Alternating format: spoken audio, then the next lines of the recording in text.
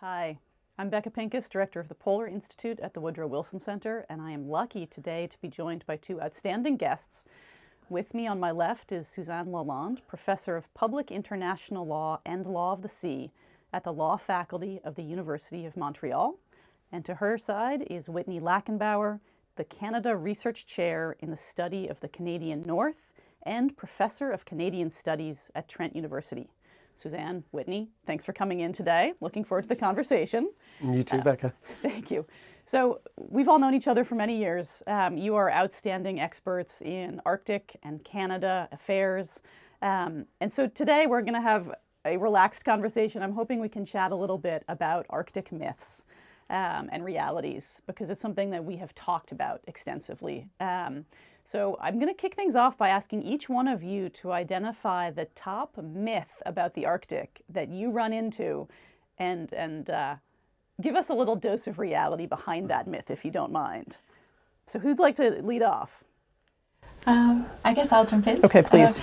I think when you think about the legal issues connected with the Arctic region, in Canada anyways, there's a tendency to always bring it back to it's a question of sovereignty. Whatever the issue is, continental shelf, certainly the Northwest Passage, it's always an issue of sovereignty in the sense of state sovereignty. And, you know, and it shows even, it drives me a little crazy because we're not vulnerable in terms of sovereignty. There are legal issues that have to be worked out, boundaries that have to be delimited between neighbors according to a legal process that is unfolding. Sovereignty is something that Canada, the US, Denmark, Greenland, all the Arctic states have, and it's not something that's in peril because a boundary needs to be agreed with a neighbor or overlapping continental shelves have to be parceled out amongst ourselves. That's nobody's sovereignty is at peril or at risk in those cases.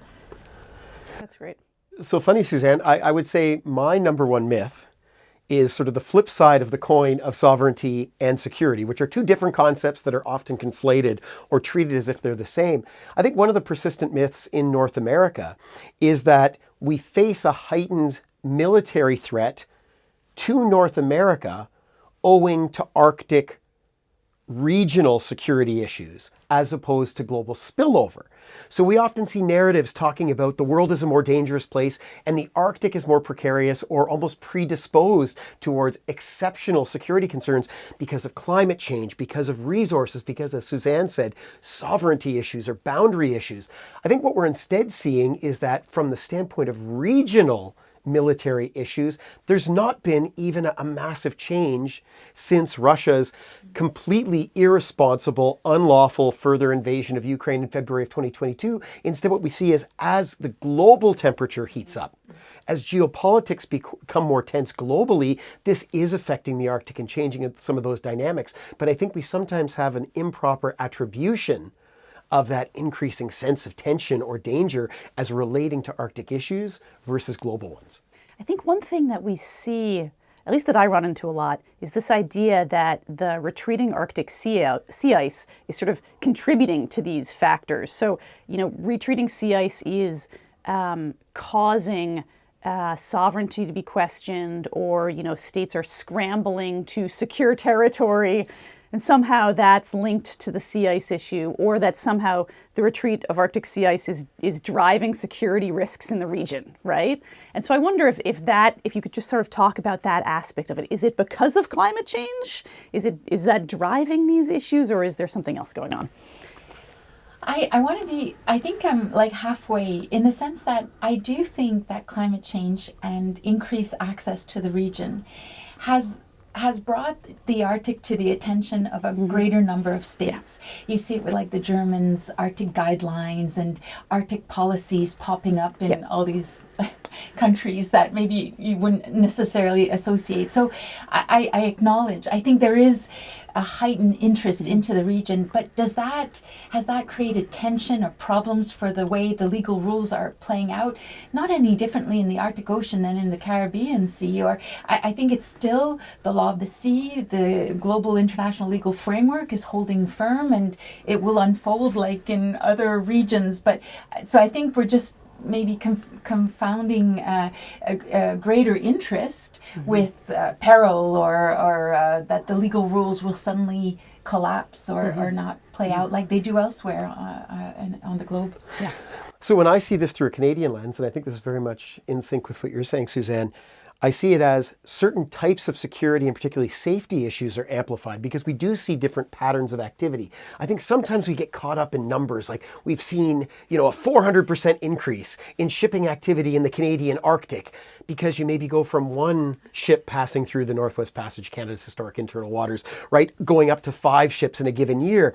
I mean, that's still not a huge volume of traffic. And anybody who's familiar with the Suez Canal or the Panama Canal, right, this is almost statistically insignificant throwaway kind of numbers. But when we look at certain types of adventure craft going through, when we look at pleasure craft, when we look at vessels of interest, say small vessels that could be undertaking illicit types of activities, when we look at some of the risks associated with marine scientific research that's undertaken in breach of regulations or laws, right, there are sources for concern, and there's always the present danger as well of a massive spill, which could have a devastating effect on Arctic ecosystems and the peoples who depend upon those ecosystems. But again, from the standpoint of the conventional sort of idea of a security threat being military, threat, I don't see that as being at least a short-term driver of insecurity, particularly not in the North American Arctic. And I think we sometimes talk about the Arctic, which compresses all the different regions of the Arctic together. I think we do face a different threat environment in North America than, say, some of our allies do in Northern Europe. Yeah, great point. So building off of that, we've talked about a couple of these myths. Maybe what are the pieces that we are not paying enough attention to? Because there is, I think it feels like there's a tendency to focus on these sort of big crisis points, right? I'll probably ask you about Russia and China next, just a preview. But before we get there, are there issues that maybe are flying under the radar? They're just not sexy enough. They don't fit the sort of legendary narratives that are growing up here. What do you think we should be talking about instead? What should be getting more attention? I think it's just what you said. It's just not exciting. I think it's just having a good regulatory regime for marine scientific research, making sure there's transparency and clarity for any actor wanting to undertake. And I think Canada's trying to make whatever navigation occurs in the Arctic waters, its Arctic waters safe by having enough navigational aids. So just governing well and just carrying on as you would to ensure safety and just I think sometimes on the Canadian side just neglecting some of the just maybe low level, but that will maybe contribute to making sure that there are no maritime accidents or and that ships that are in the Arctic waters are safe and have places of refuge and I just think just being patient. You have to be a little bit patient for the outstanding legal issues in the Arctic. They're difficult ones to resolve anywhere. Negotiating boundaries takes time and the right context, and it's true that the tensions with Russia won't make it easy, for instance, to negotiate negotiating how we'll resolve our overlapping continental shelves. But in time, these all take time. So I think it's just just trusting in the process that will unfold and understanding that we might have a little bit of period of wait there for some of them to be fully resolved. I think scaling things, and I think you're going along these lines too, partly it's we can't overemphasize the importance of centering a lot of our discussions around northern peoples, Arctic peoples, and figuring out where we can also make smart investments that are not only contributing to local resilience, at the same time how these contribute to overall resilience. I'd also sort of encourage people to reflect upon the nature of threats and be more deliberate or conscious of how we're categorizing threats. So we often talk Arctic security, and this includes a basket of issues everywhere from hyperkinetic, delivery systems that may pass over the pole to strike at, say, Chicago, flying from, say, an adversary, on the other side of the pole, right down to climate-induced disasters and communities and what kind of resource that would require to address. We say, let's think about these different types of threats. Are we talking about threats that pass through the Arctic to strike at targets outside of the region? Are we talking about threats emanating from outside of the region that are actually posing threats to the Arctic itself? Or are we talking about threats that are actually within the region?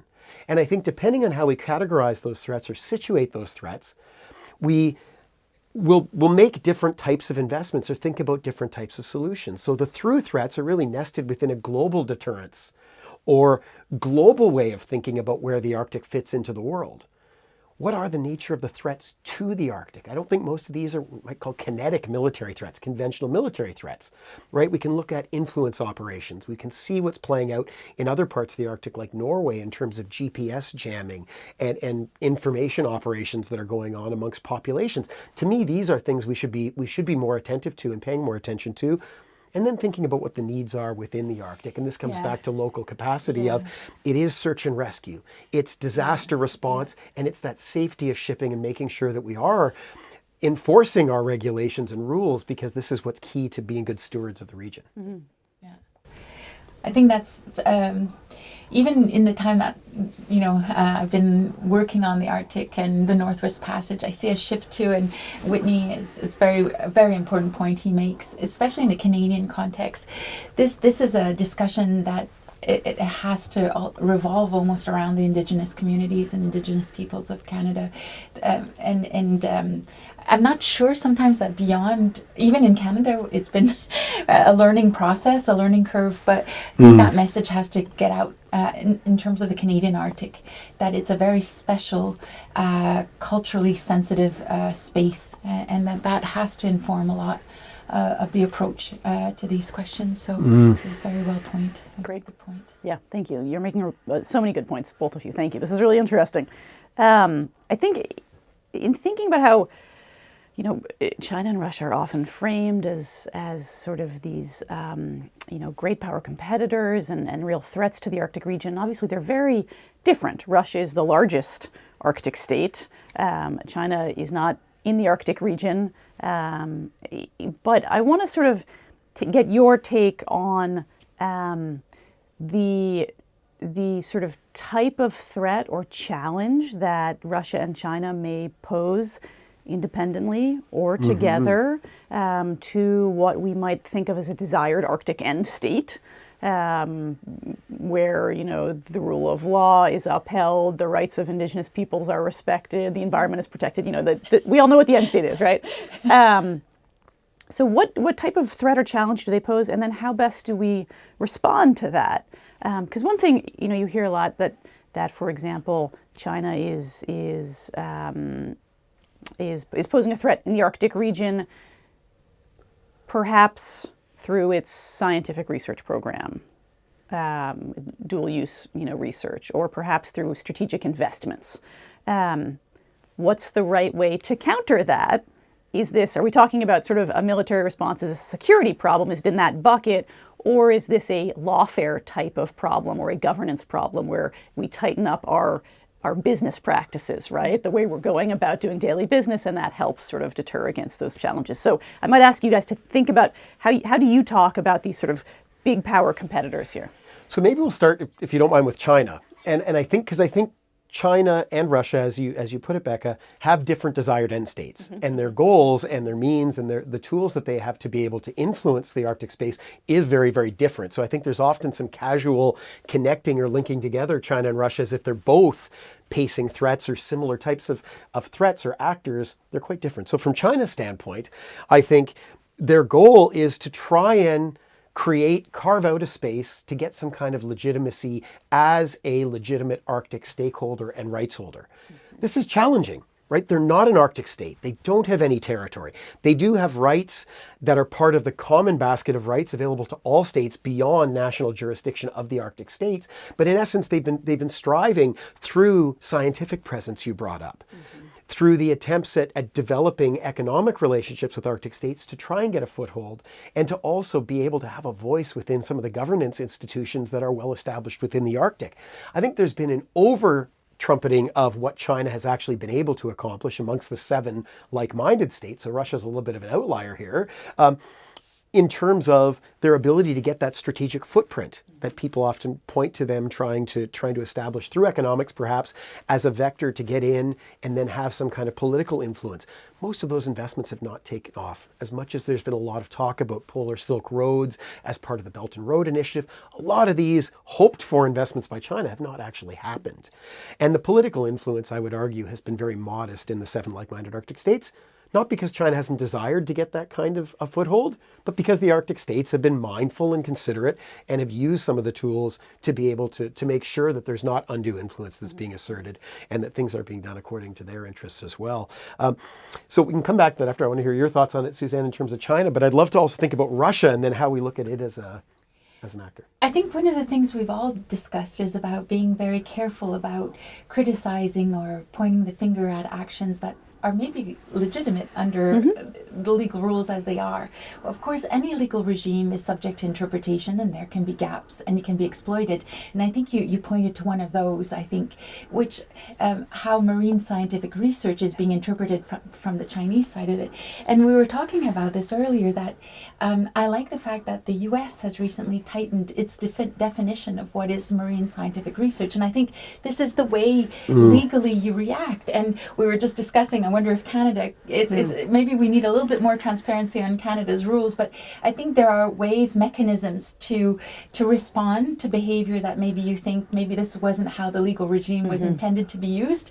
And if there's a gap, then maybe you can exercise your rights as the coastal state to define what you consider to be, and to use the rights that the convention gives you or the legal framework gives you. Like, we're supposed to be given full information, and so you use the tools as well to react, and just to be careful so that you speak with an authoritative voice, that you don't criticize behavior that actually is save your firepower for when you think something is overstepping the line. I think is perhaps what I would say about China. If I may, one other piece to that too, I think there's a tendency as well over the last decade for a lot of commentators to overinflate China as an Arctic actor. And I think there's a real danger in talking about China and framing China as if it's a peer competitor or near peer competitor to the Arctic states in the Arctic. That is patently, in my mind, untrue and unwittingly plays right into Beijing's desired narratives, which I would say, show me another actor globally who has as much presence in academic debate and political debate with such a modest, tiny footprint and such a modest amount of activity in a given region.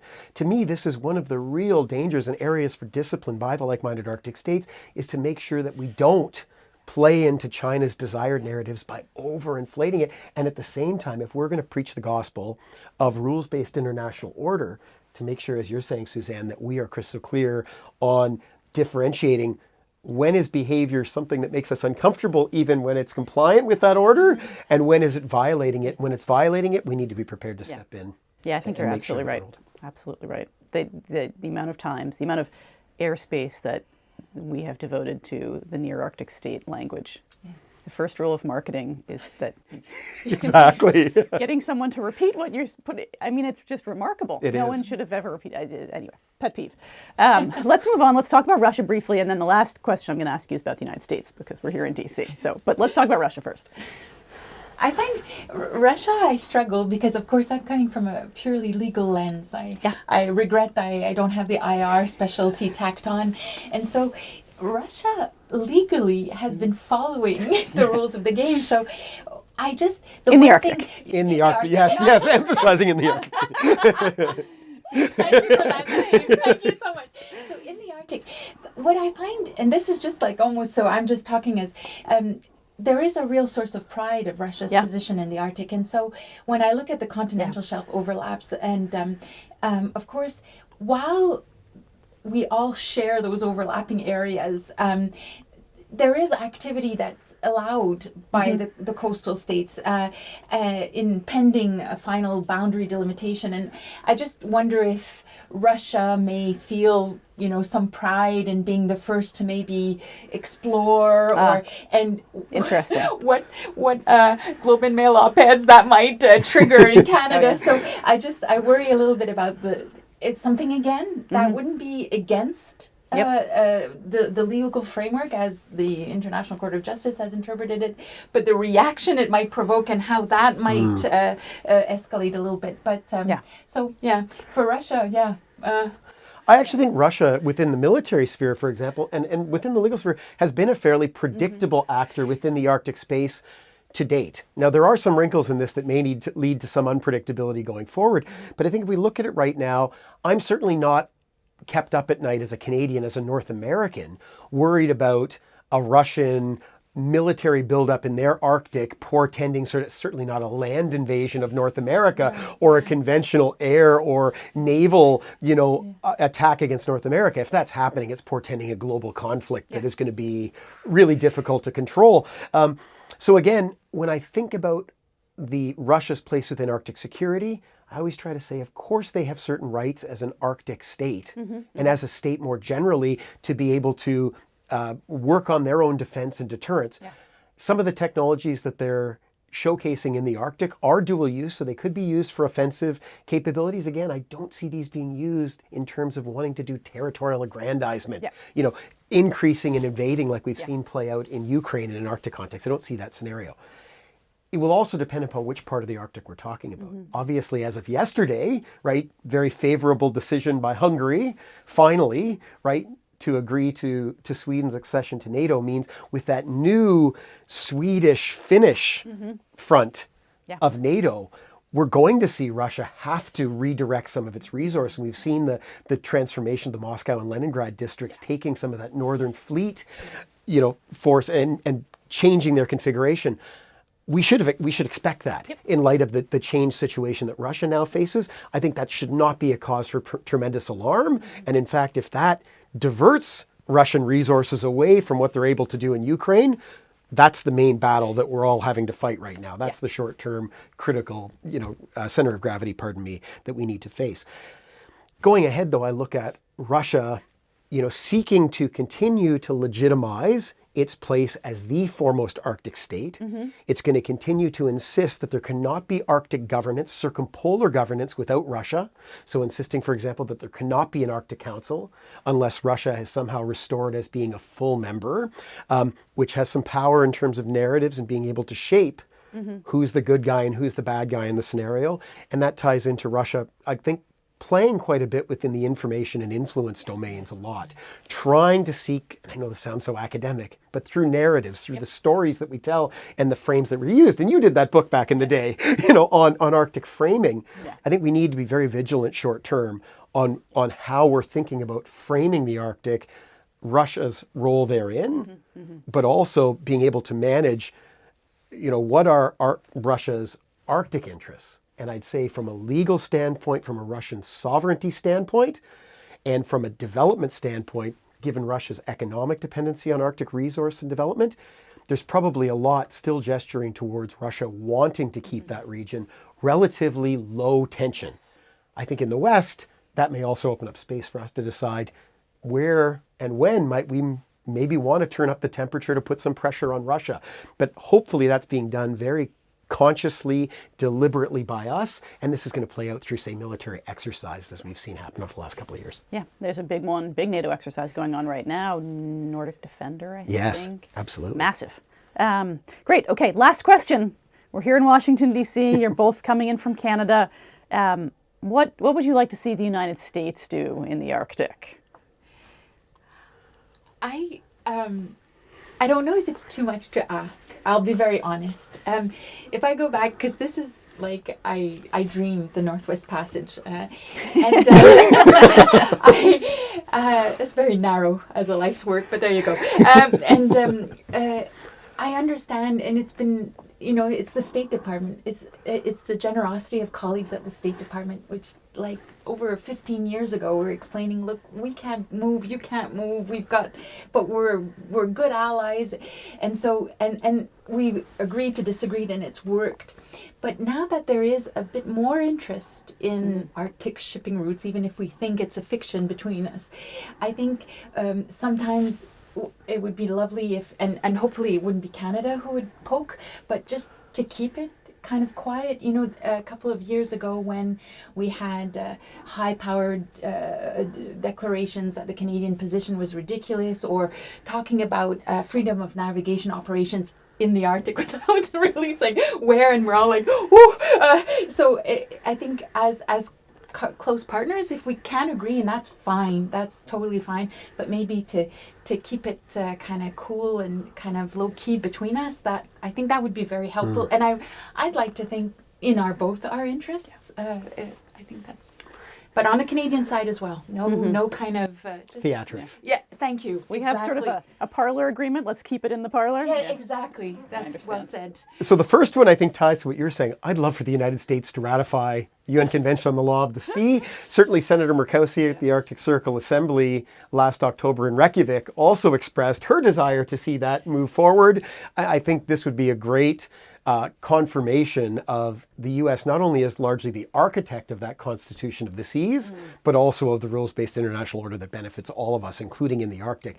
The second piece, I'd love for the U.S. to both be patient, but not too patient, in encouraging Canada to fulfill its commitment, moving towards 2% of GDP as per NATO spending expectations, and to be investing some of that in fulfilling NORAD modernization. So this is the uniquely binational command between Canada and the United States dealing with aerospace defense of North America. A wonderful agreement going back to 1957, like a really enduring statement of how we are premier partners together, and that even our minor irritants or disagreements like the Northwest Passage are amongst family sort of thing. But really working together to make sure that we're aligning our investments in, say, domain awareness. So being able to invest in over-the-horizon radar systems, polar radar, Arctic radar, to make sure everything is stitched together and that our responses to potential threats that may come, as we saw last year, for example, with the balloons that emanated, and floated across North America, right? That those were joint responses to those between Canada and the U.S., and to make sure that that partnership is very strong. And again, saying in a way that it's good for Canada to be reminded, hopefully in a respectful way, that we do have important contributions to make, and that the Arctic is a big part of that contribution. I think there's a lot of value in reassuring Canadians that if we do make quite a heavy proportion of our investment in Arctic and northern defenses of North America, that those are going to be welcomed by Washington, and they're going to be valued not only today, but going forward in perpetuity. Great. Thank you for your insights. Thank you for coming today, Suzanne, Whitney. Thank you so much for joining me. What an interesting conversation. Thanks for tuning in.